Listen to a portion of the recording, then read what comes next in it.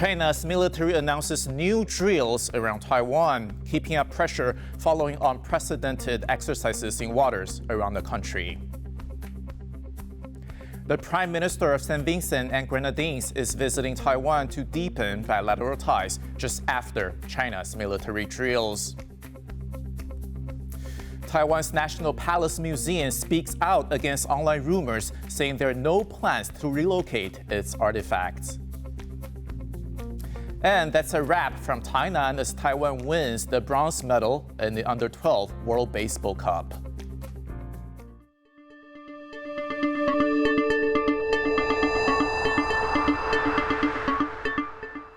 A warm welcome to TaiwanPlus News. I'm Ethan Liu. China's military says it will carry out more drills around Taiwan. Its announcement follows unprecedented exercises in waters surrounding Taiwan. China earlier said that the 4-day military drills have shattered the median line of the Taiwan Strait, the unofficial buffer that separates the territories between the two sides.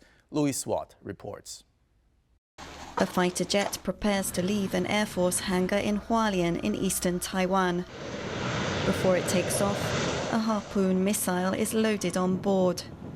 The yellow stripe means it's a high explosive hazard. The pilot and others mobilized in response to Chinese exercises in 6 areas surrounding Taiwan. Beijing says the drills shattered the median line of the Taiwan Strait, announcing that Chinese planes and vessels can now be expected to regularly conduct training to the east of that sensitive line, which military aircraft and warships usually don't cross. That would increase pressure on Taiwan. 就没有缓冲的空间，也就没有战略纵深，没有战略纵深就没有预警的时间，大家都在高压力、高张度的状况下，整个在待命，这样对国军弟兄来看是非常大的压力。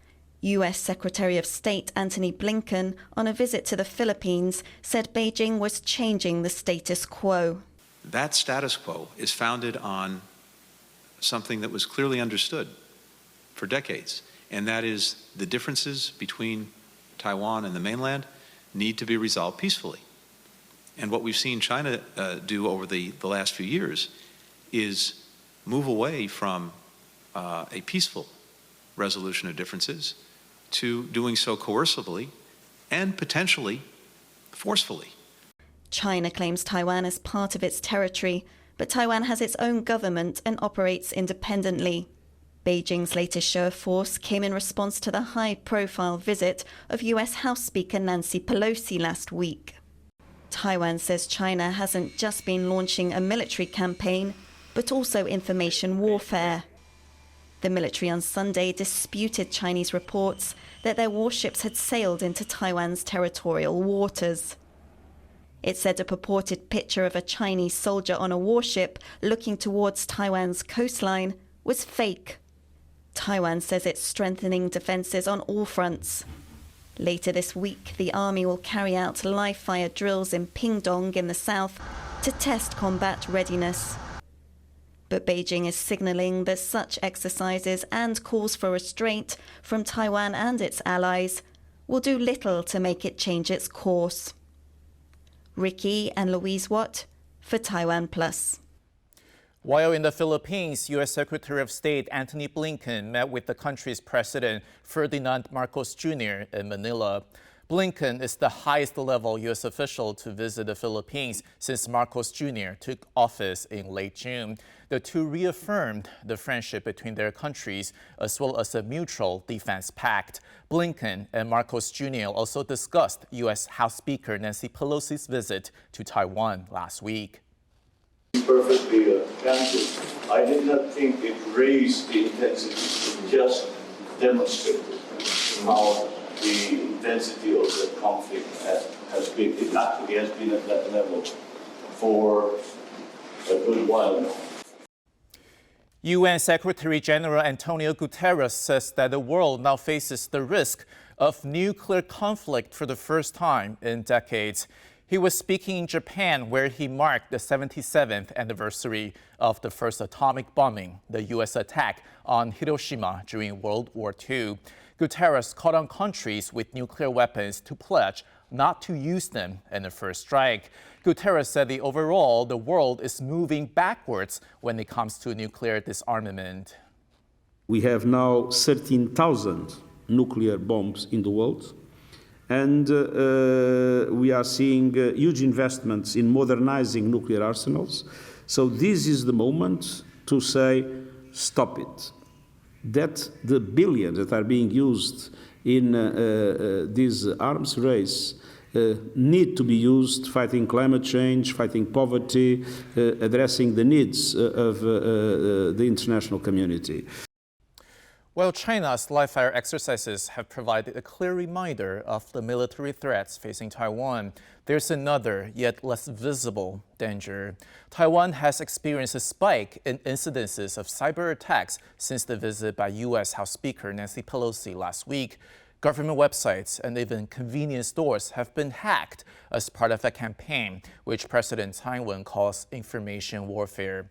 Our reporter Jaime Ocon spoke to Zhen Yisuo, a Taiwanese research fellow specializing in cybersecurity. Leading up to Nancy Pelosi's visit to Taiwan, we saw cyber attacks on a number of government websites, including the presidential office. Can you talk about what's the purpose of these attacks? Well, cyber attacks upon governmental official websites are very commonplace.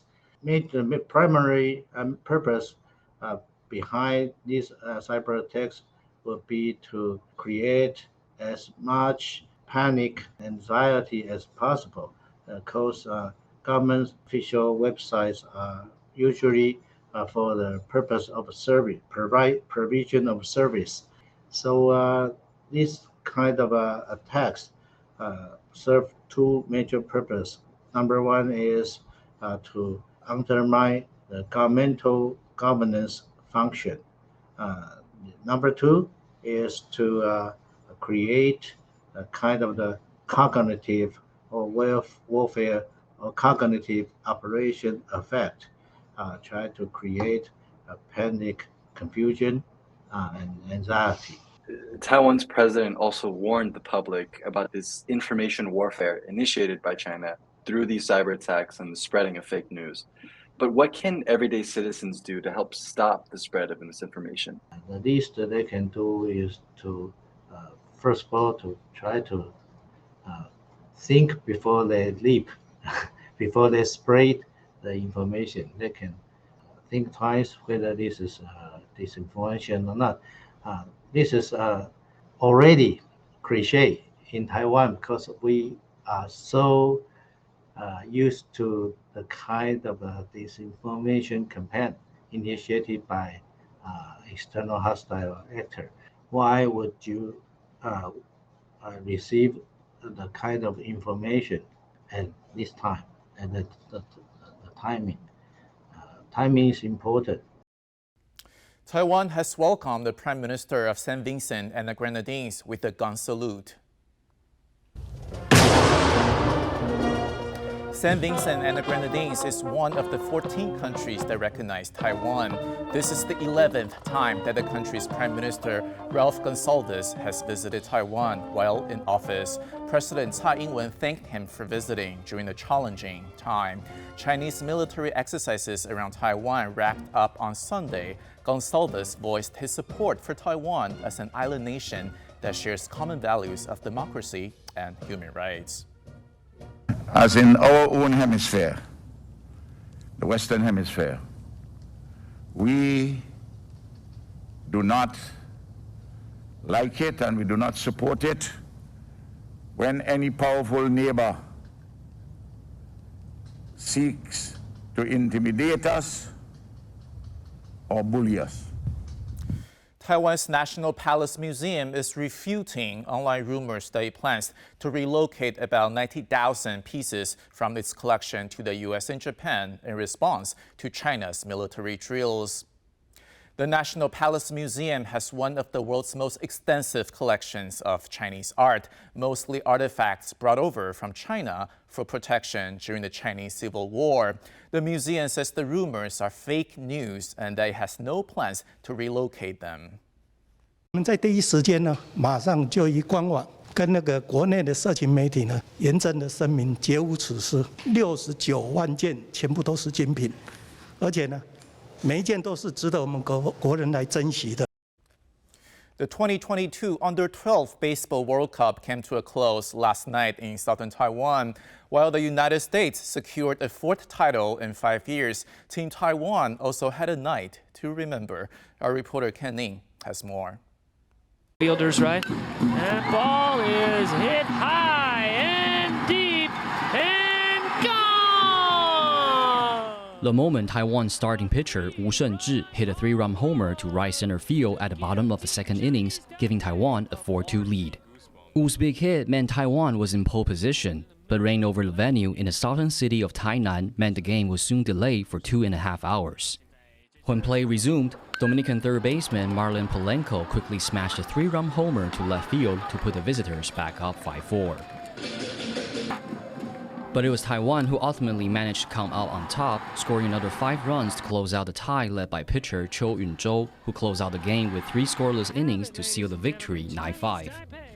The result meant that Taiwan's under-12s secured third place, the highest they could finish after losing to the eventual champions from the United States last Friday. This year's U12 Baseball World Cup was hosted by Taiwan and saw 11 teams competing for the title. And whilst Taiwan didn't come out on top this time, its team still gave the fans plenty to cheer. Alex Chen and Ken Ning for TaiwanPlus. Coming up after the break, we travel to central Taiwan for an important rite of passage at one indigenous village.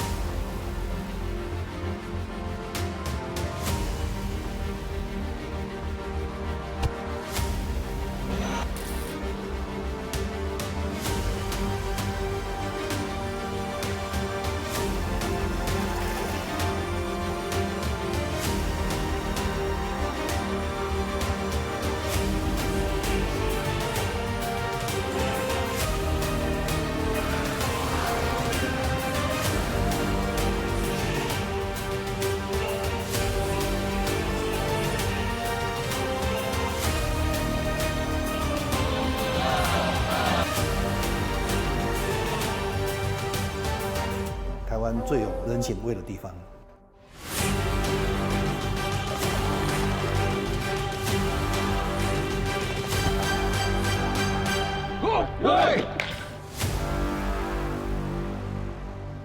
所以你觉得山给了你什么？没有办法用几句简短的话语来带过，但它造就现在的我。山就是给了一个我们远离世俗的环境，你可以忘记很多事情。不要怕去探索新的东西吧。很深层的去认识一块土地，去认识一个很深邃的自然。在山的面前，你只会一直感觉到自己的渺小。每一次都有不同的考验哦。妈妈表现怎么样？很好，10分坚强。山是有魔力的地方。那如果今天不让你爬下去，你觉得你会死？生命肯定会延续下去，但我想心灵有一部分会枯萎掉吧。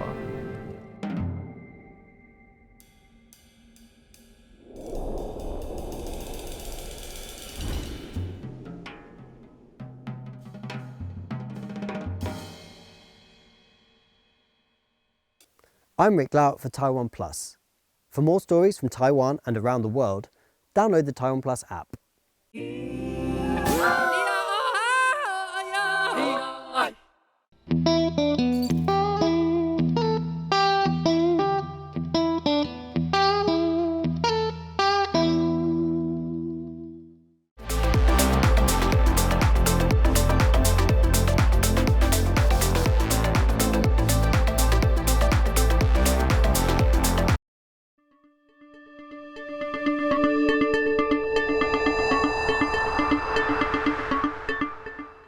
Welcome back. You're watching TaiwanPlus News. I'm Ethan Liu. Hong Kong is lowering its mandatory hotel quarantine period for new arrivals from 7 to 3 days. Starting August 12th, travelers will have to spend 3 nights in a designated quarantine hotel.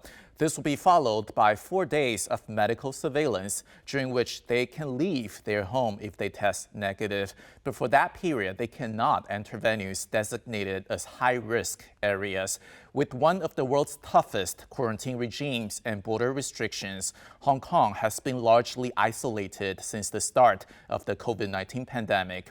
The international financial hub has continued pursuing a strict zero COVID policy despite daily cases being in the thousands. Researchers estimate that over half of the city's residents have already caught the virus.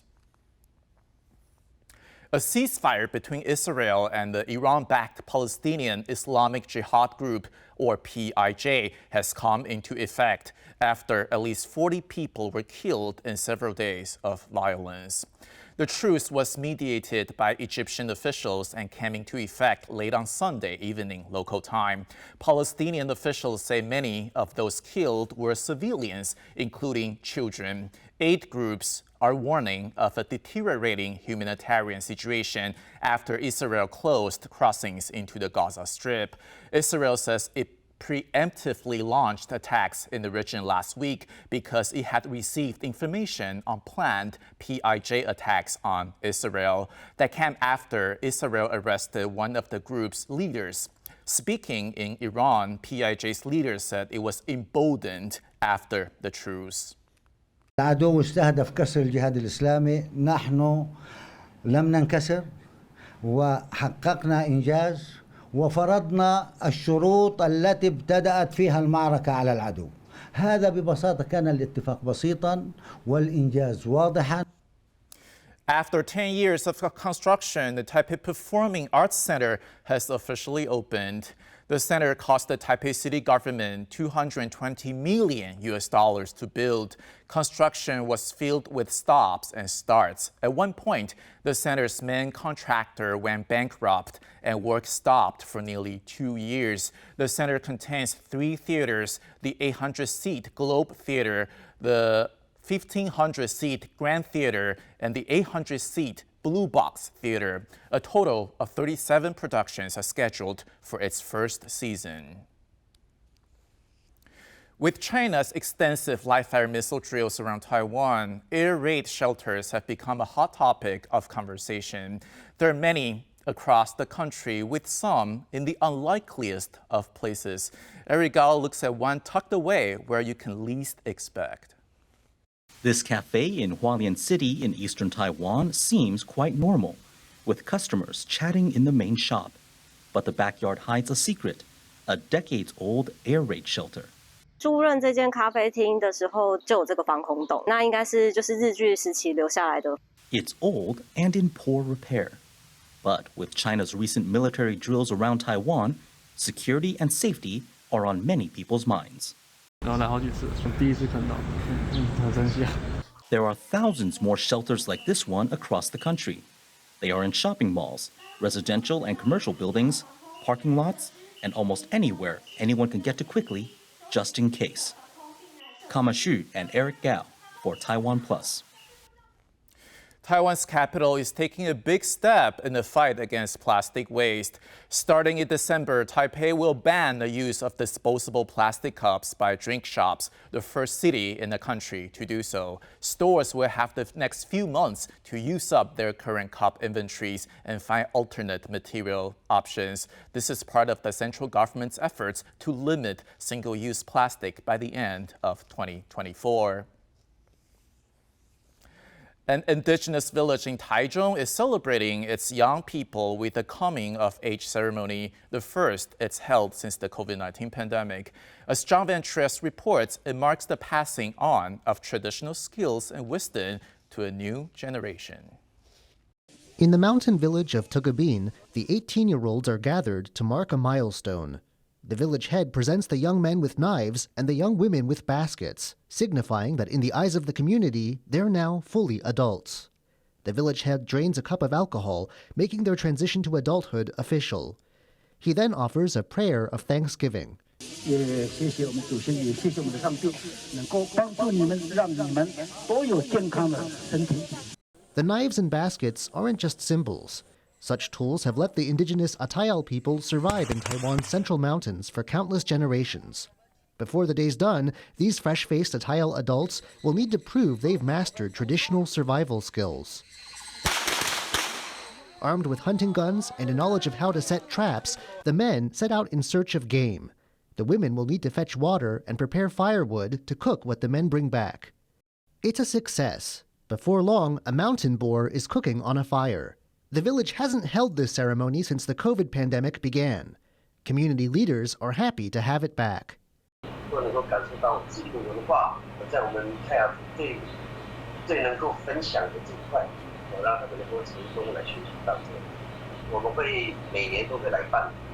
Visitors can learn too, watching other events like weaving demonstrations that showcase the traditional wisdom still being passed down to young people today. Damon Lin and John Van Trieste for TaiwanPlus. It takes a keen eye to restore paintings to their original beauty. Here in Taiwan, there's one man who took his love of nature and uses it to bring artwork back to life. Here is his story. 我们认识的可能上百位文艺复兴时期、巴洛克时期、印象派时期的这些画家，可是我们可能从来不了解自己这块土地上曾经出现过哪些重要的文物跟艺术品。不会是所有教堂里面的文物，或者是所有庙里面的这些画上去的或者是这些装饰的物件都是艺术品，但是在庙堂里面，在这个教堂里面，绝对会有艺术品。文化还有艺术这个东西，实际上是很容易打动每个人心的。一路上面就遇到很多贵人，在意大利，其实实际上我总共有2个师傅嘛。那第一位师傅就是最基本的师徒的方式在带，我觉得在基础功的训练上面非常需要。到了第2个师傅这边，就 Stefano Scarabelli 这个全世界最有名的修复师之一，让我看到怎么样去经营一间好的公司，怎么样去做这些顶级的画作。然后美国在纽奥良那边修复过 Katrina 风灾之后的这些物件，然后在荷兰就遇到阿姆斯特丹美术馆10年大修的那一段期间，所以修复了非常非常多荷兰非常重要的油画。当你有了坚实的基本功，然后还有累积了相当多的丰富的经验之后，你手作的能力自然就会变强。但我们其实基本上一贯的态度就是，你在处理文物修复的手法要多，并不是拘泥于某一项。我自己喜欢打球。我就觉得你不可能只靠一招灌篮，你就要赢总冠军，那是不可能的。怎么调出这么多变化的颜色来的？你要训练你的眼睛。所以老师为什么每一次都讲什么？你要先怎样？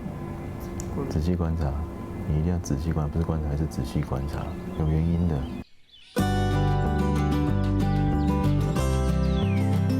从大概8岁开始就是邻居的叔叔，然后就带着我们，就是3个人，就非常非常喜欢到处看鸟，所以那个童年就是很有意思，就是如果不是要去运动去玩，就是去赏鸟。赏鸟的时候，你基本上大概都已经会有目标，要看什么了，对，然后除非在看，就是你在找你的目标物的同时，有发现一些很奇特的，然后无法就是立即分辨的，那时候就会从口袋里面赶快把鸟书拿出来翻一下。所以我们小时候，尤其是在你希望要辨识鸟类的时候，你基本上就是要能够先画它。所以有时候大家都会觉得说，其实为什么你不是摄影然后看到就好？可是对我来说，你能够动手去做它的描绘，你才有最深刻的印象。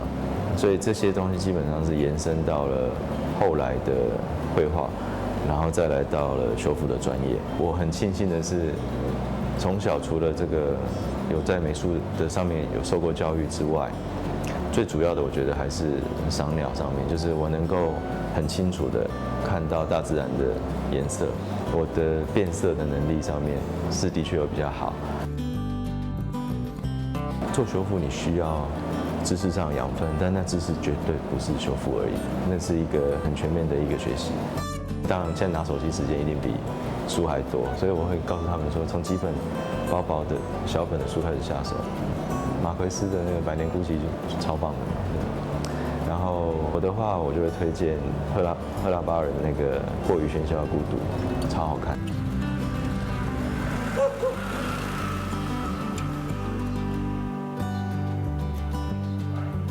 推广修复到整体的这个社会之中，不但能够帮台湾用艺术品、用文物的角度重新找到定位，实际上也可以找到不同，我们跟世界的不同在哪里？